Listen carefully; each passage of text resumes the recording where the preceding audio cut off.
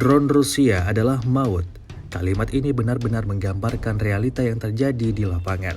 Pengoperasian drone Rusia selalu menjadi tanda bahaya bagi orang-orang Ukraina. Dibuktikan pada sebuah rekaman yang baru-baru ini ramai beredar di media sosial Telegram pada Kamis 8 Agustus 2024. Dalam rekaman tersebut, menampilkan serangan drone yang berhasil mengenai kendaraan musuh di salah satu wilayah. Tidak hanya satu, namun ada banyak kendaraan militer Ukraina yang meledak dan ludes terbakar setelah terkena hantaman drone Rusia. Insiden ini jelas memberikan kerugian yang signifikan pada kubu Zelensky.